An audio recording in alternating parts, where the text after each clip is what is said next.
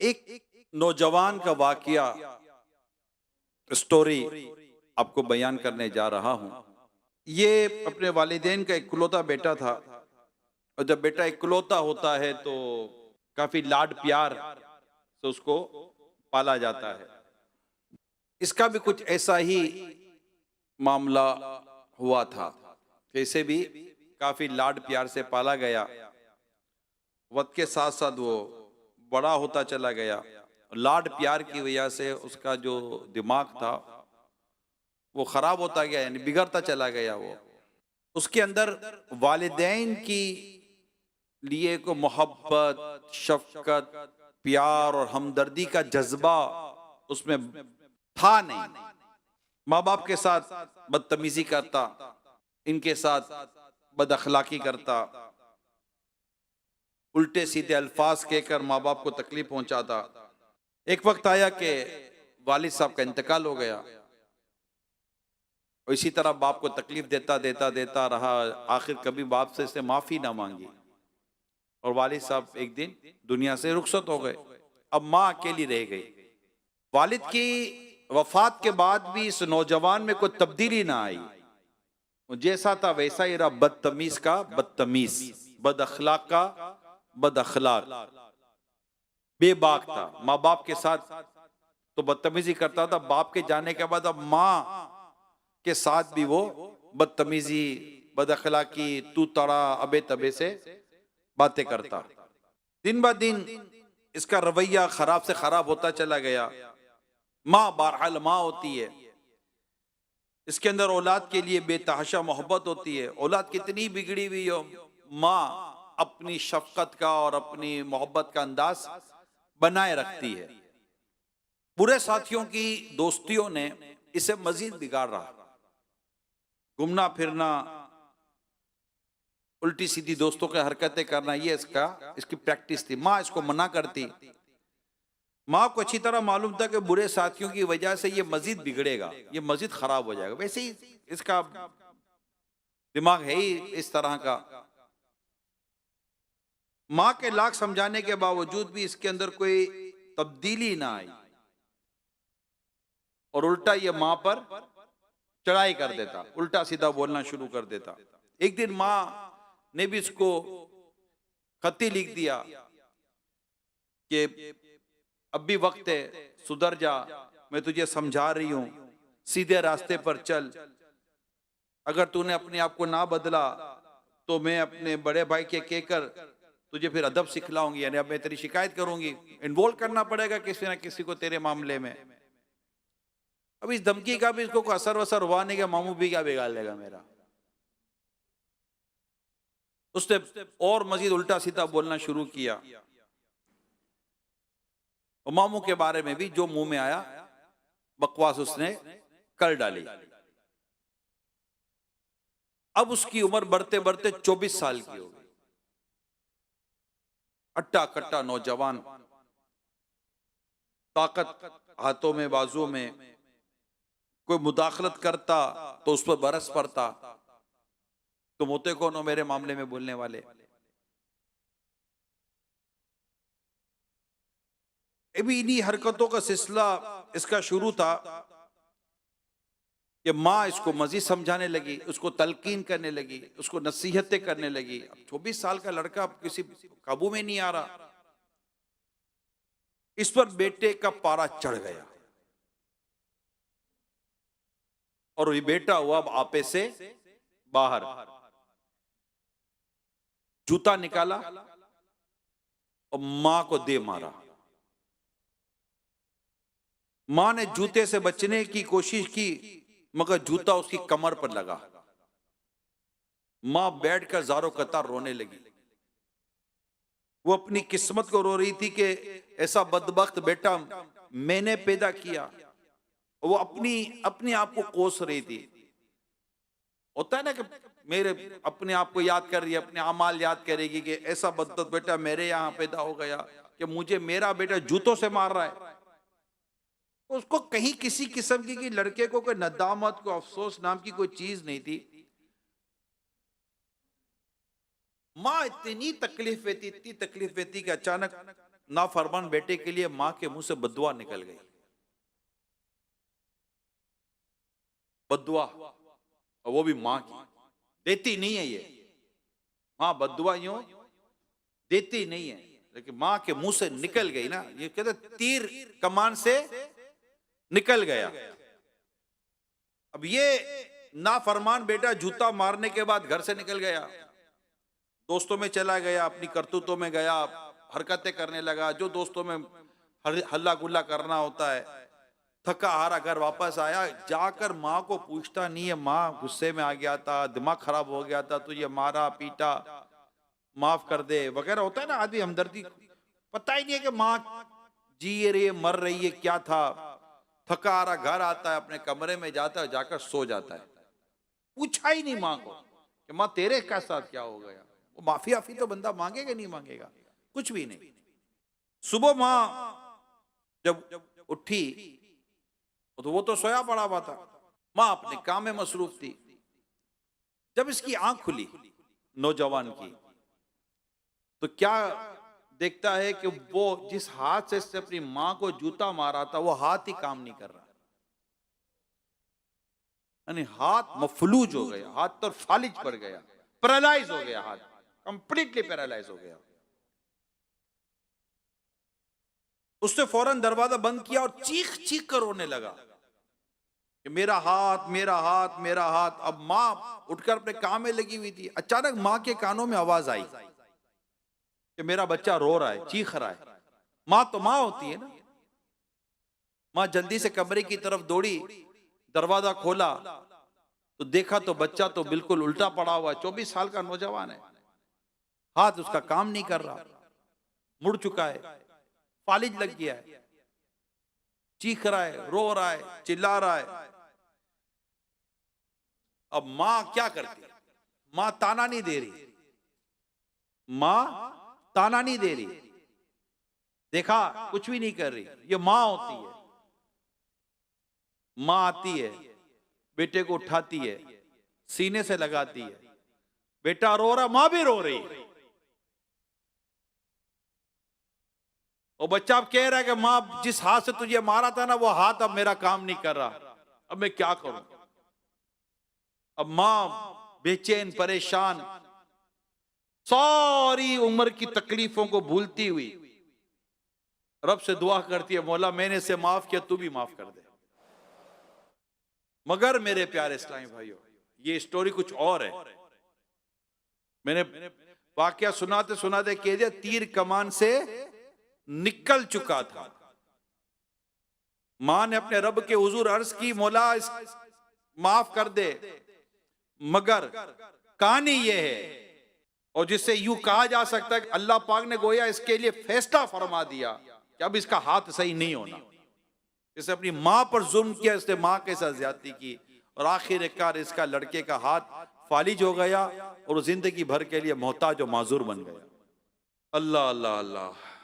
मेरे प्यारे इस्लामी भाइयों, ये बात समझने की कि बंदा अपने माँ से कोई या बाप के साथ कोई सा जुल्म, कोई सी ज्यादती कर बैठता है, और अल्लाह पाक को इस कदर वो उसका अमल नापसंद होता है, इतना अल्लाह पाक उस पर मतलब इस मामले में अल्लाह कितनी भी नाफरमानी कर बैठता है कि वो समझे कि वो बहुत बड़ी भूल खा जाता है। आज मेरा बयान आप समझ गए कि क्या है। माँ बाप, अल्लाह पाक हमारे माँ बाप को सलामत रखे। हर औलाद गौर करे कि इसने अपने माँ बाप के साथ क्या किया है। उससे हाथ उठाया, उसका हाथ फालिज हो गया। कोई अपनी माँ के आगे जबान चलाता है, कोई अपनी माँ को तेज नजरों से देखता है, कोई अपने बाप को बुरा भला कहता है। अभी पिछले दिनों में लाइव प्रोग्राम कर रहा था, उसमें मेरे इस्लाम भाई बता रहे थे, वो कहीं जुम्मा पढ़ाते थे, तो कहा मैं जुम्मा पढ़ कर बाहर निकला तो मैंने देखा कि एक नौजवान एक बूढ़े आदमी को मार रहा है, मार रहा है, मार रहा है। मैं भी परेशान हो गया कि ये नौजवान है कौन, एक बूढ़े आदमी को मार रहा है। बाद में पता चले बूढ़ा आदमी इसका बाप था, बाप को पीट। ये कराची की बात कर रहा हूं मैं, गांव देहात, किसी ऐसे इलाके की बात नहीं कर रहा। कराची की बात कर रहा हूं कि बेटा अपने बाप को मार रहा था। और ऐसे मैंने कई वाकयात पढ़े हैं कि बेटा मां के ऊपर जुल्म करता है, मां की जायदाद के पीछे पड़ा हुआ है, मां के माल के पीछे पड़ा हुआ है, मां ज्यादा बोलती है तो वो गुस्सा कर देता है। ऐसे तक वाकये पड़े जिससे गरम स्त्री मां की पीठ पर लगाई है। कैसे लोग हैं ये, कैसे लोग, जरा सोचे तो सही। कोई माँ बाप के लिए कोई रहम, कोई माँ बाप के लिए कोई इज्जत, कोई माँ बाप की कोई अहमियत है या नहीं है? मेरे प्यारे इस्लामी भाइयों, जब माँ बाप बूढ़े हो जाए ना, इनके आगे उफ तक कहने की इजाजत नहीं है। यानी कोई ऐसा जुमला जिससे माँ बाप को तकलीफ पहुंचे। क्या है, क्या पीछे पड़ गई है? हमारे यहाँ तो बीबी, मैं ये कह सकता हूं कि हर तरफ ऐसा माहौल नहीं है कि इज्जत वाला, लेकिन फिर भी हमारी सोसाइटी में, हमारे कल्चर में अभी कुछ ना कुछ माँ बाप के ताल्लुक से कहीं ना कहीं को रिस्पेक्ट वाला माहौल मिलता है। लेकिन अगर आप मुल्क से बाहर वेस्टर्न कंट्री में जाए, you old man, you old women, उठाकर फेंक देते माँ बाप को, उठाकर फेंक देते, चाहिए नहीं माँ बाप। क्या हो गया? माँ बाप ने कभी उठाकर फेंका है आपको? वो पहली खांसी जो हमें बचपन में हुई थी, मां कितनी तड़पी होगी। वो पहला बुखार जब हमें था, बाप कितना बेचैन हुआ था। वो ऑफिस से आते हुए, काम से आते हुए, पहला फल जो बाप ने देखा था, उसको बेटा याद आया होगा, आज अपने बेटे के लिए मैं आम लेके जाऊंगा, आज अपने बेटे के लिए सेब लेके जाऊंगा। याद है मैं बाप ने बिठाकर केले के छिलके उतारकर हमको खिलाने की कोशिश की, तो हम भाग गए थे और बाप पीछे भागा था हमें खिलाने के लिए। बाप घुटनों के बल चल चल कर आता था हमारे पास। कभी कोई याद है या नहीं है? भूल गए हो? कभी याद है कि माँ ने अंडा बना कर दिया था, कहा था माँ मुझे ये अंडा नहीं खाना, मुझे ये अंडा नहीं खाना, तो माँ ने कहा बेटा सबर कर तेरे को दूसरा अंडा बना देती हूँ। याद है या नहीं है कोई सी बात? मुझे शरबत नहीं पीना। आज भी इफ्तार के वक्त भी बच्चा जिद करता है, माँ 4 किस्म के शरबत बना कर देती है। आज की बात करो, आज 24वां रोजा है। आज भी कितने बाप होंगे जो इस बात पर तड़प रहे होंगे कि मेरे बेटों के लिए ईद के लिए पैसे नहीं है, ईद के कपड़े दिला दो मैं उनको। आज ऑफिस से लोन मांगता है, जॉब से बोनस मांगता है, रात भर जाकर नौकरी करता है या काम करता है। क्यों? कि अपने बच्चों के लिए कोई एक सूट ले लूंगा, बच्चों के लिए कोई जूते ले लूंगा। अब्बू आप अपने लिए तो लो, बेटा भी मेरी जिंदगी चली गई, तेरे लिए जीना है। आज की बात कर रहा हूं, आज भी यही हो रहा है। आज भी रात को बैठकर माँ बाप आपस में बात करते होंगे कि ईद है, ईदी में बच्चे को क्या देंगे। बाप बोलेगा सैलरी मिल नहीं रही है या बढ़ नहीं रही है, कुछ तो देना पड़ेगा ना, अपना बेटा है, क्या दोगे बेटे को? चलो कुछ बेचते हैं, कुछ करते हैं, उधार ले लेते हैं। अस्पतालों में जाकर देखो तो ये ऐसे ऐसे बच्चे पड़े हुए, ऐसे ऐसे बच्चे पड़े हुए कि डॉक्टर ने मना कर दिया माँ बाप को गोया के, लेकिन बाप है उम्मीद नहीं तोड़ रहा, जा जाकर कर्जा मांग रहा है कि मुझे मेरे बेटे का इलाज कराना है, मैं भर दूंगा, बोल रहा मैं भर दूंगा। और कई ऐसे बाप इस वक्त अस्पतालों में पड़े हुए होंगे जिनकी औलाद का पता तक नहीं होगा कि हमारे बाप के ऊपर बीत क्या रही है। क्या हाल हो गया हमारा। अपने माँ बाप के साथ इतनी ज्यादती कर रहे हैं, इतनी बेरुखी कर रहे हैं, इतना जुल्म करते माँ बाप के ऊपर। इसी तरह का एक नालायक और बेशर्म किस्म का बेटा था, बाप मर गया, बाप का इंतकाल हो गया था। अब बेटा मां को कोसता ही रहता था। बड़ा वाकया, मैं छोटा कर रहा हूं। बेटा मां को कोसता ही रहता था। मां क्या करे, मां जाए भी किधर, बेचारी अकेली है, एक ही जवान बेटा है, और उसको कोस कोस कोस कोस के मां को आधा बीमार कर दिया।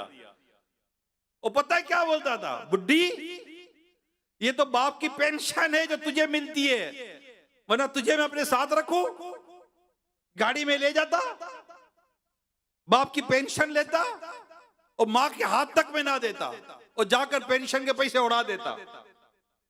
मां कुछ बोलती तो मां को 2 बातें सुनाता। इसी तरह माँ की नाफरमानियां करता करता करता करता माँ को सताता सताता बड़ा हो गया और बड़ा हो गया। एक दिन दोस्तों के साथ बाहर घूमने चला गया पीछे उड़ाने के लिए, माँ को देने के लिए कुछ भी नहीं था इसके पास। जब दोस्त मुल्क घूमकर वापस आया, कार के अंदर कार तेजी से जा रही थी, कार का एक्सीडेंट हो गया। 4 या 5 दोस्त थे, सबसे ज्यादा चोटें इस लड़के को आई। इसको अस्पताल में एडमिट करवाया गया, बहुत कुछ इलाज करवाने की कोशिश की गई, लेकिन पता चला कि लड़का मोहताज और माजूर हो चुका है, माजूर हो गया।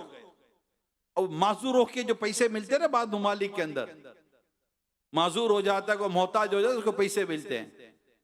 सजा देखो, जो माँ को पैसे के लिए लेके जाता था ना, आज वो दिन आया कि व्हील चेयर पे बैठकर खुद अपनी मोहताजी के पैसे लेने के लिए उसी तरह जाता था।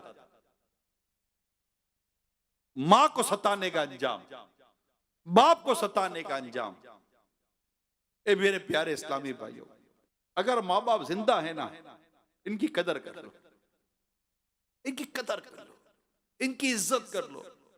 इनको एक बार ये कहते हैं ना, वाली साहब को लेकर बैठकर एक बार बैठे, अबू बैठे, अबू बैठो, आप बोलो बेटा क्या बात है, पैसे चाहिए? नहीं अबू आज पैसे नहीं चाहिए।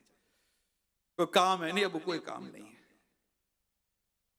कहीं जाना है? नहीं अबू कहीं नहीं जाना। बेटा खैरियत? क्या बात है?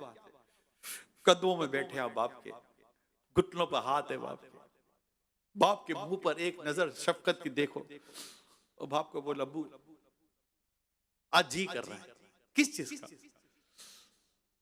आपका शुक्रिया अदा कर लेगा।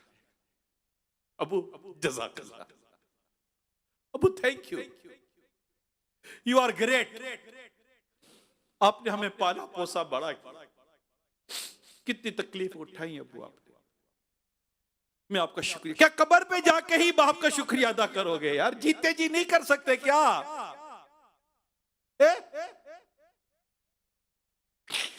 माँ के साथ उन कदमों में बैठ, माँ बैठ, क्या बेटा बोलना मेरे लगते जिगर, क्या हुआ? माँ बैठ तो सही। माँ बोले कि बेटा बोल, माँ तू बहुत अच्छी है, आप बहुत अच्छी हो, मैंने आज तक आपको बहुत सताया है माँ, मेरे हाथ जुड़े हुए माँ मुझे माफ कर देना। मुझे पता चला है कि अगर माँ नाराज हो तो मरते वक्त कलीमा नसीब नहीं होता, कलमा पढ़ नहीं सकता बच्चा जब तक माँ नाराज हो। माँ तुम मुझसे नाराज मत होना, आप राजी हो जाओ मुझसे, मेरे जितनी आपकी नाफरमानियां की है माँ मुझे माफ कर दो।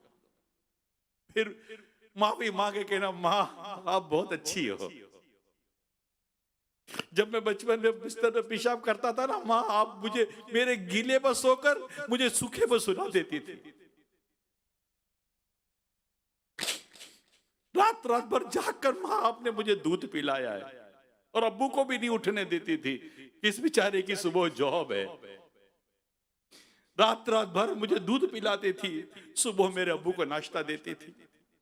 माँ आपकी कोई सैलरी नहीं है, आपका कोई बोनस नहीं है, आपका कोई अलाउंस नहीं है, और जिस दिन ईद के दिन सब छुट्टियां करते, माँ सबसे ज्यादा मेहनत तुमने की है, सबसे ज्यादा काम मेरी माँ आपने किया है। और जब मेरे दूसरे भाई बहन आए ना माँ, तब भी आपकी ये आप ही हो माँ, ये आप ही हो, कोई ये ना कर सके कि मेरे दूसरे भाई बहन भी आए, मगर माँ आपकी शफकत और मोहब्बत का दरिया इतना बड़ा था कि मेरी ना मोहब्बत भी कभी ना आई, और मोहब्बत भाई बहनों को भी तुम बांटती रही। माँ तेरी शफकत का दामन बहुत बड़ा है। जब मेरे पास नए कपड़े नहीं होते तो माँ आप ही ने अब्बू से सिफारिश की थी ना, मुझे नई घड़ी चाहिए थी, माँ आप ही ने कहा था ना अब्बू को कि बेटी को घड़ी दिला दो। माँ मुझे माफ कर दे, मैं तेरी खिदमत नहीं कर सका। मेरी माँ दुनिया में नहीं है मेरे प्यारे इस्लामी भाइयों, मेरे वालिद साहब भी नहीं है। मुझे पता है माँ बाप का दुनिया से जाना क्या होता है। मेरी मुझे पालने पोसने वाली मेरी खाला थी मेरी, जिसको मम्मा कहते थे, वो भी नहीं है। मुझे पता है कि ये साया चला जाए तो आदमी कितना बेछत का हो जाता है। जिनके जिंदा है उनकी कदर कर लो, उनकी खिदमत कर लो। इंशाअल्लाह ताला दुनिया में भी करम हो जाएगा, अल्लाह ने चाहा तो आखिरत में भी करम होगा। आज आप सबसे मेरी दरखास्त है मेरे प्यारे इस्लामी भाइयों, जैसे ही बयान खत्म हो रहा, जब आप उठे इशराक चाश की नमाज पढ़, जो भी आप उठे, मेरी दरखास्त है आपसे, क्या पता हम फिर उठ सके कि ना उठ सके, सबसे पहला काम आपने ये करना है। मेरी दरखास्त है आपसे, अगर आपके वालिदैन या दोनों में से कोई एक जिंदा है ना, मैसेज कर देना, सिर्फ इतना लिख देना, मुझे माफ कर दीजिए, बस सिर्फ इतना, मुझे माफ कर दीजिए, ये करके सो जाना। हो सकता है जवाब आएगा, खैरियत तो है बेटा, क्या हुआ था। ये फिर भी नहीं कहेगी कि तूने किस किस टाइम पर मेरे साथ क्या क्या बदतमीजी की थी। अब माफी मांगता है, और अगर कह भी देना तो फिर कह देना माफ कर देना। आज के बाद मेरी वजह से मेरे माँ बाप की आंखों में गम का आंसू नहीं आएगा, मैं अपने माँ बाप को तकलीफ नहीं दूंगा। एक नौजवान के बारे में मैं पढ़ रहा था, ये मौजू ऐसा, ये बड़ा जज्बाती कर देता है, ये मौजू वालिदैन का बड़ा जज्बाती कर देता है। मेरे कानों में आज तक मेरी माँ की आवाज गूंजती है, इमरान आ तो जरा दो बातें करनी है। मैं सही बताता हूं, मुझे मेरी खाला ने पाला था ना, मेरे वालिद साहब को नाश्ते में कुछ चीजें पसंद होती थी तो मैं कभी लेकर जाता था, और जब बैठ कर खाना खाता था मुझे वो वक्त याद है कि मेरे वालिद साहब कितने खुश होते थे कि आज मेरा बेटा मेरे लिए नाश्ता लाया। ये बड़ा जज्बाती मौजू है। तो वो नौजवान था, छोटी मोटी नौकरी करता था, जैसे ही उसके हाथ में कुछ पैसे आते ना, आकर टेबल पर रखता था और इसके वालिदैन पैसे उठाते थे, जितने कमा कर लाता था टेबल पर रख देता था। वालिद साहब टेबल से पैसे उठाते थे। कहां से उठाते थे? टेबल से पैसे उठाते थे।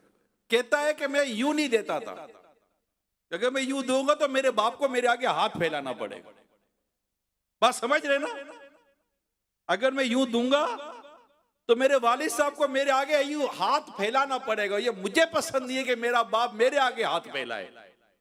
मैं मांग मांग कर बड़ा हुआ हूं, मेरा बाप मेरे आगे हाथ क्यों फैलाए। मैं जाकर यूं टेबल पर रखता था, मेरे वालिद साहब पैसे उठा लेते थे।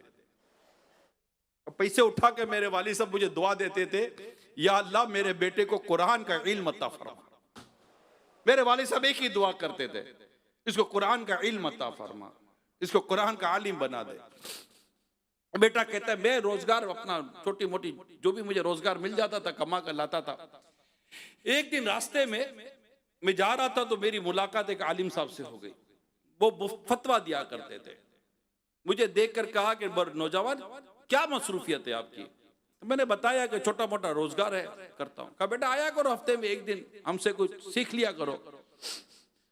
वो नौजवान कहता है मैं इनके पास जाना शुरू हुआ और मैं सीखता, तो देखते देखते उसके अंदर चूंकि एक सीखने की ख्वाहिश थी तो बहुत जल्दी वो सीखना शुरू हो गया और ज़हीद तालिब इल्म बन गया।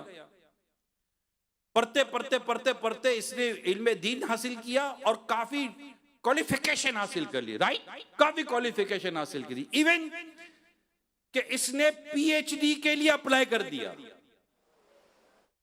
अब वक्त था थीसिस लिखने का। पीएचडी करने के लिए एक मकाला लिखा जाता है, थीसिस लिखा जाता है। अब इसको थीसिस लिखना था। अब ये सोच रहा था कि मैं टॉपिक क्या लूं मकाला लिखने के लिए, थीसिस लिखने के लिए। अचानक उसको अपने बाप की दुआ याद आ गई कि मेरे वालिद साहब दुआ करते थे, या अल्लाह मेरे बेटे को कुरान का इल्म अता फरमा दे। का कुरान पर थीसिस लिखता हूं। इससे कुरान पर मकाला लिखा कुरान के मुतालिक और अपना थीसिस जमा करवा दिया।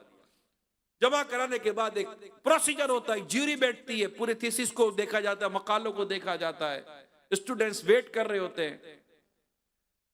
एक दिन आया कि वो स्टूडेंट्स जमा थे और ऐलान मतलब अनाउंस होनी थी थीसिस की कि किसको पीएचडी की डिग्री मिलनी है। तो जो ज्यूरी आई, यानी जो एग्जाम लेने वाले टीचर आए, यूं समझिए आप, जिन्होंने डिसीजन लेना था, उनमें वो शख्स भी था जिससे इससे पहले इल्म दीन हासिल किया था। वो देखकर हैरान हो गए कि ज्यूरी में ये शामिल है।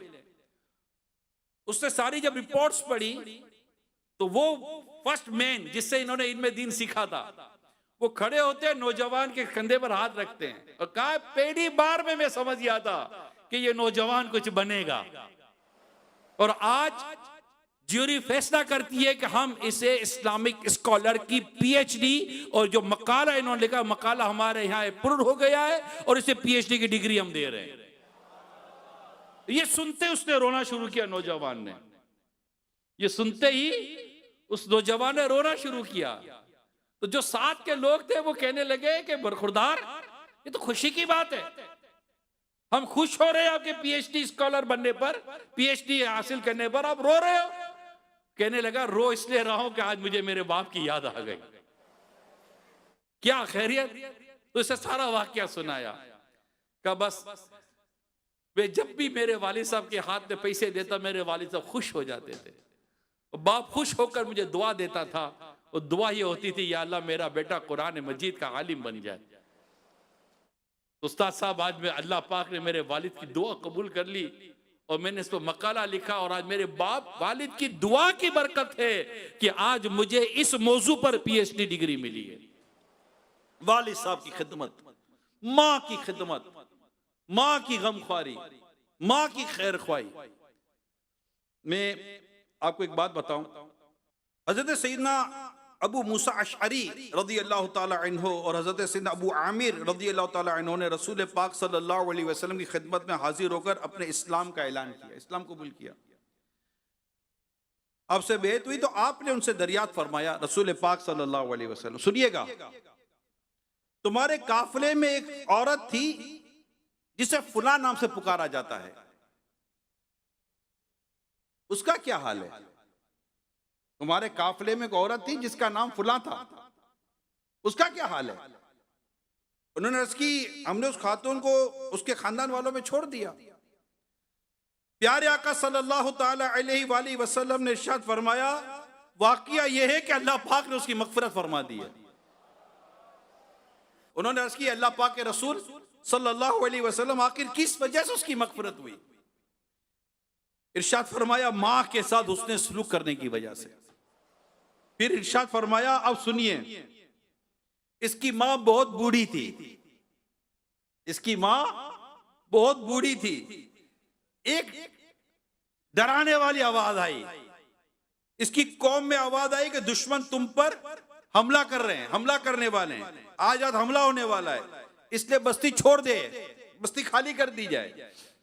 चुनाचे वो अपनी बूढ़ी मां को पीठ पर लाद कर निकल पड़ी। जब वो थक कर चूर हो जाती, मां को पीठ पर उठाकर, तो अपनी मां को नीचे बिठा देती, फिर अपना पेट मां के पेट से चिपका देती, मां के पैरों तले अपने दोनों पैर रख देती ताकि मां के पांव गर्मी से झुलस ना जाएं। चुनाचे वो औरत अपने इस अमल की वजह से नजात पा गई और अल्लाह पाक ने उसकी बख्शिश फरमा दी।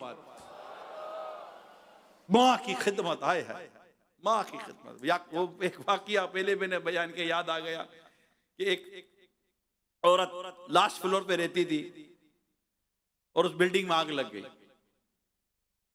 आग लगी, लोग निकलने लगे, निकलने लगे, निकलने लगे, उतरने लगे, आग बढ़ती चली गई। अब प्रॉब्लम यह था कि उस औरत के घर कमरे में एक बूढ़ी मां थी और उसका दूध पीता बच्चा था। अब या तो ये बूढ़ी मां को उठाए या अपने दूध पीते बच्चे को उठाए। इसने थोड़ी देर सोचा क्या करूं, आग घर में आ रही थी।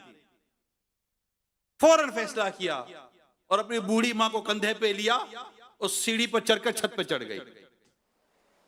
भागी, चटपट भागी, मां को बचाना है, और छत पर जाकर कोने में जाकर बैठ गई।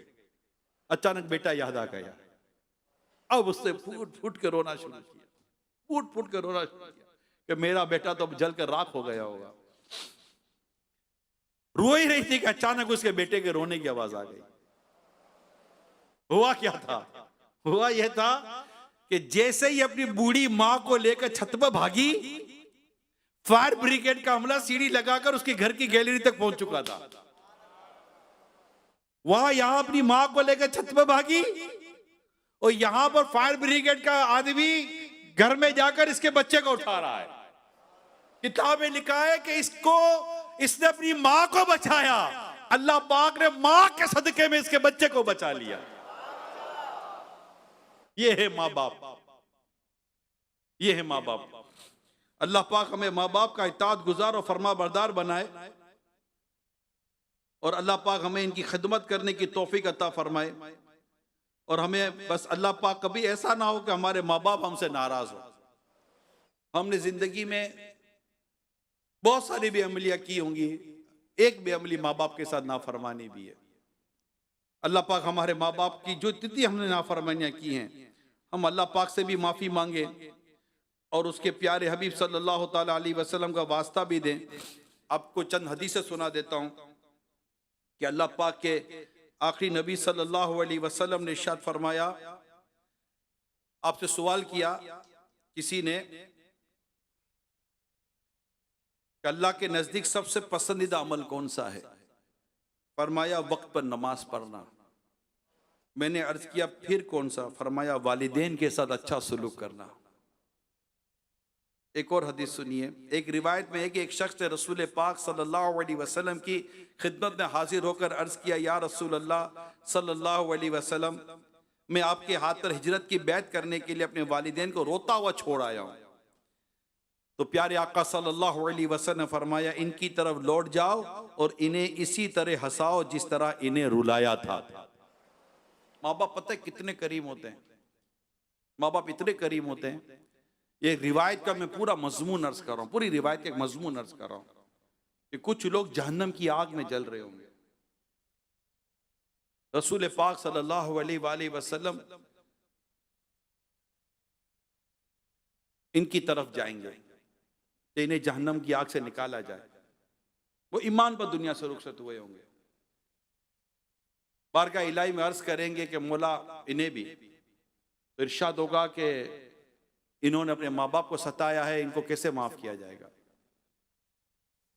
तो प्यारे आका सल्लल्लाहु अलैहि वसल्लम इनके माँ बाप की तरफ तशरीफ ले जाएंगे और माँ बाप से इरशाद फरमाएंगे कि अपने बेटों को माफ कर दें। वो अपनी तकलीफों का बयान करेंगे माँ बाप। तो आका फरमाएंगे, आकर देख तो लो तुम्हारे बच्चों का क्या हाल है। जब वो देखेंगे जहन्नम में बच्चों पर क्या सजा हो रही है, तो वो बेकरार होकर कहेंगे, या रसूल अल्लाह, हमने हमारे बच्चों को माफ कर दिया। उस वक्त उनको जहन्नम से नजात नसीब हो जाएगी। यहां माँ बाप की शफकत और मोहब्बत हम सुन रहे हैं, मगर ये भी याद रखिएगा आखिर ये अमल किया मेरे मुस्तफा करीम सल्लल्लाहु अलैहि वसल्लम ने। आला तो दिखते हैं ना, उनके सिवा रजा कोई हामी नहीं, जहां गुजरा करे पिसर पे पिदर को खबर ना हो। तो प्यारे आका सल्लल्लाहु अलैहि वसल्लम को भी हमें राजी करना है, उनकी शफाअत हमें लेनी है और अपने माँ बाप को भी राजी करना है।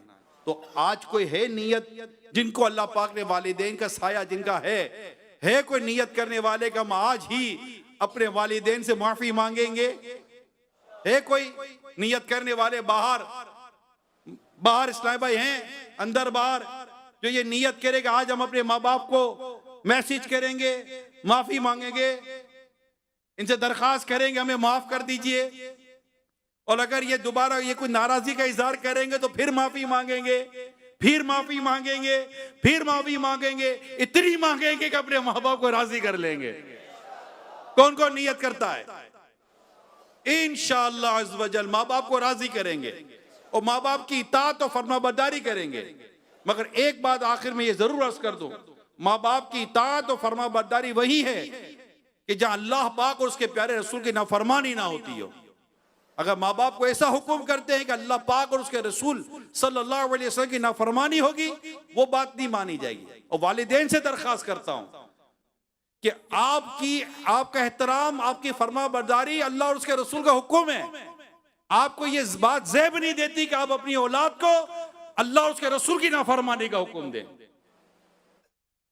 तो इंशाअल्लाह अज़्ज़ व जल अगर हमने ये कर लिया, अल्लाह पाक ने चाहा तो माँ बाप भी राजी, रसूल पाक सल्लल्लाहु अलैहि वसल्लम से राजी हो जाएं, तो इंशाअल्लाह फिर अल्लाह पाक भी प्यारे हबीब के सदके में हमसे राजी हो जाएगा, रमजान भी राजी हो जाए और यूं हमारी मग़फ़िरत का सामान हो जाए। अल्लाह पाक अमल करने की तौफीक अता फरमाए। आमीन बिजाहि खातिम नबिय्यीन सल्लल्लाहु तआला अलैहि वसल्लम।